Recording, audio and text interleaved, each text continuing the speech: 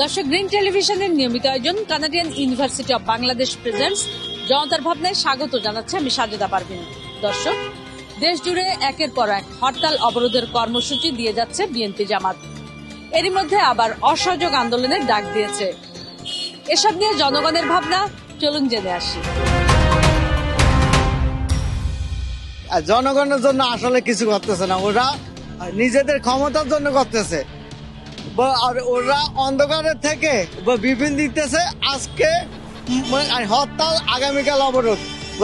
এটা দিয়ে কিছু হবে না, এটা দিয়ে জনগণের কোনো কল্যাণ হবে না। দেশের অবস্থা দিন দিন খারাপ হইতেছে, এগুলো দেওয়ার কোনো চুক্তি নাই।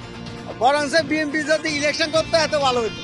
জনগণের জন্য রাজনীতি ঠিক আছে, কিন্তু এটা তো দেখাই হইব, মানুষকে ক্ষতি করে তো দেখাইলে হইব না। সাধারণ মানুষ যাতে ভালো থাকে ওইটাই করা উচিত ছিল। অবশ্যই দেশের উন্নয়ন দরকার। দেশের আল্লাহর রহমতে যে শেখ হাসিনার আমলে যে কাজগুলো হয়েছে এটা প্রশংসনীয়। এমন কোনো মানুষ বলতে পারবো না যে এই কাজগুলা যে কেউর বাবার, এই বাংলাদেশের কেউর বাবার ক্ষমতাও নাই যে এরকম বুকে সাহস নিয়ে যে এই কাজগুলো করব। এই সাহস কেউ নাই, কিন্তু বেটি করে দেখাইছে না। এটা তো নিঃসন্দেহে সারা মিলছে না। তো সারা মিললে কি আপনি দেখেন, গতকালকে আগের দিনে তো হরতাল ছিল, গতকাল হরতাল ছিল, গাড়ি তো সবই চলছে। তো যদি আপনার মানে যারা জনগণ আছে, আমরা সাধারণ জনগণ যদি এটার ব্যাপারে যদি আমরা সিরিয়াস হই, তাহলে যদি কিছু একটা করা সম্ভব, আর না হলে কোনো কিছু করা সম্ভব না। জনগণের অবশ্যই ক্ষতি হচ্ছে, এটা অর্থনীতির পরে ব্যাপক চাপ পড়তেছে। আর এই মুহূর্তে তো কোনো হরতাল অবরোধ কেউ মানতেছে না, আমি নিজেও মানতেছি না, কারণ আমার বউ বাচ্চা ছেলেপিলে আছে, এদের তো খাওয়াতে হবে।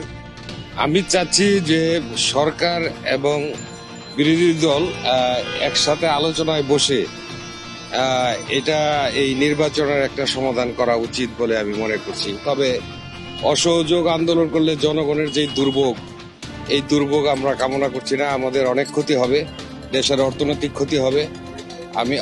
আমরা চাচ্ছি যে আলোচনার মাধ্যমে এই সমস্যার সমাধান করা হোক। জনগণ মনে করে হরতাল, অবরোধ কিংবা অসহযোগ কোনোটাই জনগণের জন্য নয়, তাই এসব কর্মসূচি পরিহার করা উচিত। উনারা লুকাইয়ে যদি বলে দা আজকে হরতাল, কালকে অবরোধ, এটা কোনো আন্দোলন না। উনারা মাঠে নাই, উনারা সব পালিয়ে আছে।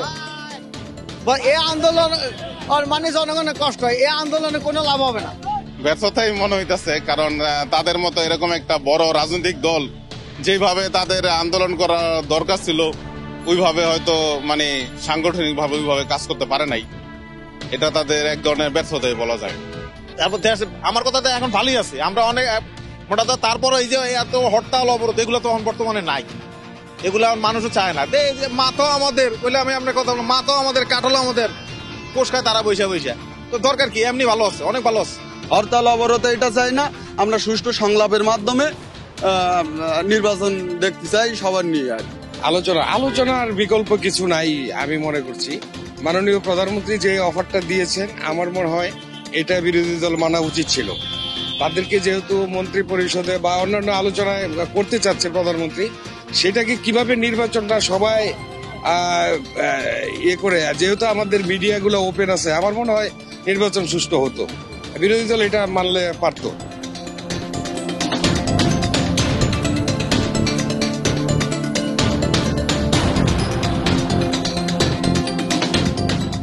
যেসব কর্মসূচিতে জনগণের সম্পৃক্ততা নেই, সেসব কর্মসূচি বাদ দিয়ে আলোচনায় বসে সমস্যার সমাধান করা উচিত বলে মনে করে জনগণ। দর্শক, এই ছিল আমাদের আজকের আয়োজন। Canadian university of Bangladesh presents জনতার ভাবনা দেখতে চোখ রাখুন গ্রিন টেলিভিশনের পর্দায়।